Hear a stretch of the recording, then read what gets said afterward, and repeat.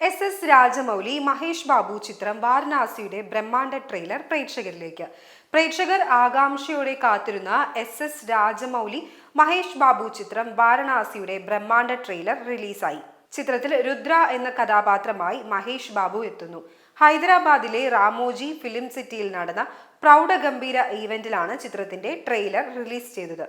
മഹേഷ് ബാബു, പ്രിയങ്ക ചോപ്ര, പൃഥ്വിരാജ് സുകുമാരൻ തുടങ്ങിയവർ കേന്ദ്ര കഥാപാത്രങ്ങളെത്തുന്ന ചിത്രം Shri Durga arts, showing business എന്നീ ബാനറുകളിൽ KL നാരായണ, SS കാർത്തികേയ എന്നിവർ നിർമ്മിക്കുന്നു.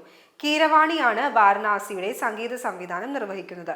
മണിക്കൂറുകൾക്കുള്ളിൽ 5 മില്യണിൽ പരം കാഴ്ചക്കാരുമായി ട്രെയിലർ ലോകവ്യാപകമായി ട്രെൻഡിംഗിൽ മുന്നിലാണ്.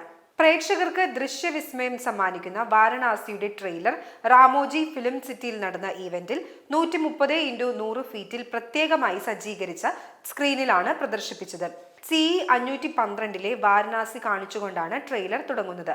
പിന്നീട് 2027 ഭൂമിയെ ലക്ഷ്യമാക്കി വരുന്ന ശാംഭവി എന്ന ചിഹ്നഗ്രഹമാണ് കാണിക്കുന്നത്. തുടർന്ന് അങ്ങോട്ട് അന്റാർട്ടിക്കയിലെ റോസ് ഐസ് ഷെൽഫ്, ആഫ്രിക്കയിലെ അംബോസെലി വനം, BCE 7200 ലങ്കാ നഗരം, വാരണാസിയിലെ മണികർണിക ഘട്ട് തുടങ്ങിയവയെല്ലാം വിസ്മയ കാഴ്ചകളായി ട്രെയിലറിൽ അനാവരണം ചെയ്യുന്നു.